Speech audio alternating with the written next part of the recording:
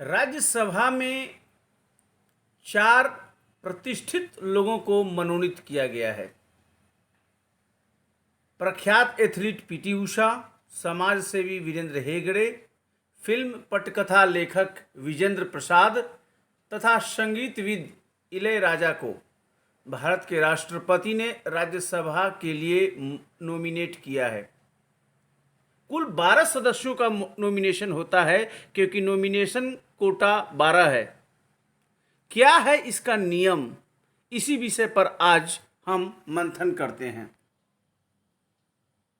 राज्यसभा में मनोनीत सदस्य यानी nominated members of Rajya Sabha Bharat के राष्ट्रपति द्वारा 6 साल के कार्यकाल के लिए 12 सदस्यों को राज्यसभा में मनोनीत किया जाता है। यह मनोनयन कला, आर्ट्स, साहित्य, लिटरेचर, विज्ञान, साइंस और सामाजिक सेवा सोशल सर्विस के प्रति योगदान के लिए विशिष्ट लोगों को किया जाता है। जिनका भी योगदान अहम है उनको किया जाता है। ये अधिकार भारत के संविधान के अनुच्छेद 41 और 82 के तहत चौथी अनुसूची के अनुसार राष्ट्रपति द्वारा किया जाता है। लेकिन राष्ट्रपति यह मनोनयन स्वयं के विवेक पर नहीं करता, बल्कि इसका प्रयोग राष्ट्रपति केंद्रीय मंत्रिपरिषद की सिफारिश पर करता है। चूंकि संसदीय प्रणाली है, अतएव राष्ट्रपति जो भी करेगा वो केंद्रीय मंत्रिपरिषद, जिसका अगुवा प्रधानमंत्री होते हैं, उनके सिफारिश पर करते हैं। राज्यसभा की संरचना कंपोजिशन को अगर आप देखें तो कुल 245 सदस्य होते हैं।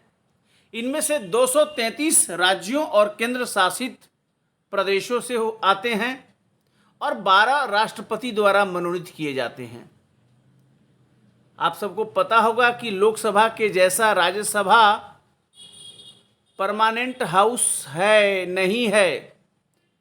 लोकसभा परमानेंट हाउस नहीं है, जबकि राज्यसभा क्या है? परमानेंट हाउस है, क्योंकि राज्यसभा कभी भी भंग नहीं होती है। इसके 1/3 सदस्य हर दूसरे वर्ष रिटायर हो जाते हैं और एक मेंबर 6 साल तक रहता है। लेकिन नॉमिनेशन चूंकि अलग अलग समय में होता है और चुनाव भी अलग अलग समय में होते हैं, यह नौबत कभी नहीं आती कि एकाएक राज्यसभा का स्ट्रेंथ 0 हो जाए। टाइम अलग अलग है, नॉमिनेशन का भी टाइम अलग अलग है, तो हर 2 साल के बाद रिटायर हो जाते हैं 1/3 मेंबर। राज्यसभा चलती रहती है। अभी जो 4 लोगों का मनोनयन हुआ, इसका संवैधानिक प्रावधान संविधान के अनुच्छेद 80(1)(a) के प्रावधान में निहित है। भारत का राष्ट्रपति 12 सदस्यों को नॉमिनेट करता है। 80(3) कहता है कि सदस्यों के रूप में नामित किए जाने वाले व्यक्तियों को ऐसे मामलों में विशेष ज्ञान, स्पेशल नॉलेज या व्यवहारिक ज्ञान, प्रैक्टिकल एक्सपीरियंस होना चाहिए। ये 2 बात लिखी हुई है 80(3) में। कैसे व्यक्ति को नॉमिनेट किया जाएगा? उसका क्राइटेरिया है स्पेशल नॉलेज, विशेष ज्ञान या व्यवहारिक अनुभव, प्रैक्टिकल एक्सपीरियंस होना चाहिए। किसमें? साहित्य में, विज्ञान में, कला में या समाज सेवा में। यही प्रावधान है। अब जो नॉमिनेटेड मेंबर होते हैं राज्यसभा के, क्या वे राज्यसभा के निर्वाचित सदस्य से अलग होते हैं? यह भी एक प्रश्न है। एक मनोनीत सदस्य नॉमिनेटेड मेंबर संसद के एक निर्वाचित सदस्य यानी इलेक्टेड मेंबर के लिए उपलब्ध सभी शक्तियों और विशेषाधिकारों और उन्मुक्तियों का पात्र होता है। और एक नॉमिनेटेड मेंबर एक इलेक्टेड मेंबर के जैसा ही राज्यसभा का पूर्ण सदस्य होता है। कोई डिफरेंस नहीं है राज्यसभा में। चाहे कोई व्यक्ति निर्वाचित होकर राज्यसभा में आए या राष्ट्रपति द्वारा मनोनीत होकर। राज्यसभा के एमपी को एमपी ही कहते हैं, चाहे वो निर्वाचित हो चाहे मनोनीत हो, कोई अंतर नहीं होता। इसलिए मनोनीत सदस्य भारत के राष्ट्रपति के चुनाव में मतदान करने के हकदार नहीं होते। समझना होगा इस पॉइंट को। अंतर एक पॉइंट पर आ रहा है, वो ये है कि भारत के राष्ट्रपति को जब निर्वाचित करने की बात आती है प्रेसिडेंट ऑफ इंडिया का, जैसे अभी इलेक्शन होने वाला है, तो जो राज्यसभा के नॉमिनेटेड मेंबर हैं वे राष्ट्रपति के निर्वाचक मंडल यानी इलेक्टोरल कॉलेज का हिस्सा नहीं होते हैं। लेकिन जब राष्ट्रपति उपराष्ट्रपति को चुनने की बात आती है तो ये नॉमिनेटेड मेंबर चुनते हैं, यानी राष्ट्रपति को चुनने में भाग नहीं ले सकते राज्यसभा के नॉमिनेटेड मेंबर, लेकिन वही राज्यसभा के नॉमिनेटेड मेंबर उपराष्ट्रपति को चुनने में भाग लेते हैं। ये एक डिफरेंस है जो समझना है। मनोनीत सदस्यों से संबंधित कुछ जानकारी है। संविधान का स्रोत,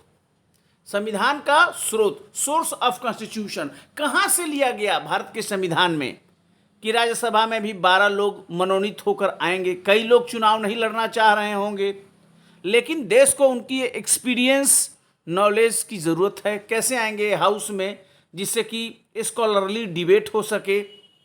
राज्यसभा के लिए सदस्यों का मनोनयन संबंधी जो प्रावधान संविधान में लिया गया वो आयरलैंड के संविधान से लिया गया। ये क्वेश्चन पूछा गया है। आयरलैंड में ऐसा प्रोविज़न था, संविधानविदों ने, संविधान निर्माताओं ने उसको अच्छा पाया और संविधान में ले लिया। 12 सदस्यों का नॉमिनेशन होता है। अगर आप देखें तो कुल मिलाकर ये 5% है राज्यसभा के टोटल का। दल बदल कानून का प्रावधान, ये भी जानिए। आपके मन में ये बात उठ रही होगी कि अगर कोई नॉमिनेटेड मेंबर आ जाता है राज्यसभा में तो क्या वह पॉलिटिकल पार्टी ज्वाइन कर सकता है। सपोज पीटी उषा आ गई या सचिन तेंदुलकर, ऐसे लोग तो मनोनीत होके आ गए, तो क्या वे कोई पॉलिटिकल पार्टी ज्वाइन करेंगे? कोई बंधन है क्या? इसी बारे में दल बदल क्या उनको अट्रैक्ट करता है? अगर कोई नामित व्यक्ति 6 महीने के बाद किसी राजनीतिक दल में शामिल होता है तो उसे दल बदल के तहत डिस्क्वालीफाई कर दिया जाता है। ध्यान दीजिए, नॉमिनेशन होने के 6 माह बाद आप किसी पॉलिटिकल पार्टी को ज्वाइन नहीं कर सकते हैं। मतलब स्पष्ट है, नॉमिनेशन होने के 6 माह के अंदर आप चाहें तो किसी पॉलिटिकल पार्टी को ज्वाइन कर सकते हैं। लेकिन इसमें यही बात क्लियर कट है कि जो राजनीतिक दल का जो सरकार होता है, अगर वो मनोनीत करता है तो डेफिनेटली उसी का दरवाज़ा ओपन होता है। कुल मिलाकर 6 माह बाद आप किसी पॉलिटिकल पार्टी को ज्वाइन नहीं कर सकते हैं। ये नॉमिनेटेड मेंबर के लिए है। अनुच्छेद 99 के अनुसार एक मनोनीत सदस्य अधिकतम 6 माह तक बिना किसी दल को ज्वाइन किए राज्यसभा का, बिना किसी दल को ज्वाइन किए निर्दलीय के रूप में रह सकता है। 6 माह के बाद, अधिकतम 6 माह तक किसी राजनीतिक दल में शामिल हो सकता है। 6 माह के बाद उसको अगर ज्वाइन नहीं किया तो निर्दलीय ही रहना पड़ेगा, इंडिपेंडेंट ही राज्यसभा में रहना पड़ेगा। अगर ज्वाइन कर लेता है तो डिस्क्वालीफाई कर जाएगा। यही कहने का मतलब है। राष्ट्रपति पर महाभियोग, यानी राष्ट्रपति को हटाने की बात हो रही है। अभी मैंने बताया राष्ट्रपति को चुनने में, निर्वाचित करने में राज्यसभा के मनोनीत सदस्यों का कोई रोल नहीं होता, क्योंकि वे निर्वाचक मंडल इलेक्टोरल कॉलेज के सदस्य नहीं होते। लेकिन उसी निर्वाचित राष्ट्रपति को जब हटाने की बात आती है महाभियोग के तहत, तो राज्यसभा के मनोनीत सदस्य उस प्रक्रिया में भाग लेते हैं। यानी राज्यसभा के मनोनीत सदस्य राष्ट्रपति को चुनने की में वोट नहीं दे सकते, लेकिन राष्ट्रपति को हटाने में वोट देते हैं। अब मनोनयन क्यों किया जाता है, क्यों नॉमिनेट किया जाता है ऐसे विद्वान लोगों को? प्रसिद्ध लोगों का संसद में प्रवेश, उद्देश्य यह है कि ऐसे प्रसिद्ध व्यक्ति बिना किसी चुनाव के राज्यसभा में जा सकें। अब कई लोग को चुनाव लड़ना अच्छा नहीं लगता, वे नहीं चाहते पॉलिटिक्स में इधर उधर। ऐसे लोगों को अगर सिस्टम समझती है कि लाना चाहिए, उनको भी राज्यसभा में अच्छा, इसलिए स्कॉलरली हाउस बोला जाता है राज्यसभा को। विद्वानों की सभा क्यों बोला जाता है? क्योंकि विद्वान नॉमिनेट होके आते हैं। ये ध्यान देने योग्य है कि अमेरिकी सीनेट में कोई मनोनीत सदस्य नहीं होता। अमेरिकी सीनेट जो भारत में जैसे राज्यसभा है वैसे ही अमेरिका में सीनेट है। सीनेट में मनोनीत करने का कोई कॉन्सेप्ट नहीं है, वहाँ पूरा का पूरा निर्वाचित होता है। अमेरिका में 50 राज्य हैं और प्रत्येक राज्य से 2 सदस्य चुनते हैं। इस प्रकार अमेरिका में सीनेट की सदस्य संख्या टोटल कितनी हुई? 50 राज्य गुना 2 मतलब 100। अमेरिका में सिस्टम नहीं है, मैंने कहा आयरलैंड से कॉन्सेप्ट लिया गया है।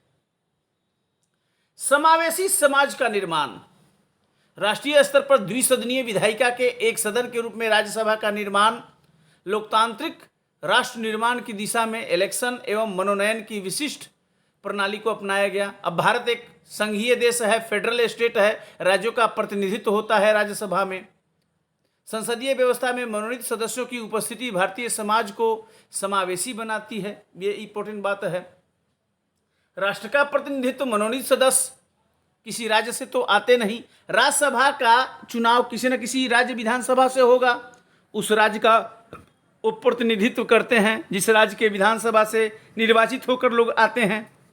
लेकिन मनोनीत सदस्य तो किसी राज्य से मनोनीत होकर आते नहीं, उनको तो सेंट्रली भारत सरकार के स्तर पर मनोनीत कर दिया जाता है, वे पूरे देश का प्रतिनिधित्व करते हैं, ये इंपॉर्टेंट बात है।